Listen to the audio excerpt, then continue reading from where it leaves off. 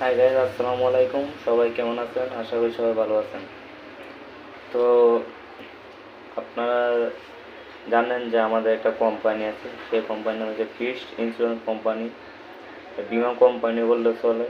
Plus এটাকে সমিতি এখান থেকে ঋণও নেওয়া যায়। তো আমাদের কোম্পানির রুলস অনুযায়ী যারা বিমা করবেন, বিমা আসলে কি সেটা আগে বুঝতে হবে। বিমা আসলে হচ্ছে একটা কোম্পানির সাথে আপনার একটা চুক্তি, আপনার জীবন নিরাপত্তার একটা চুক্তি।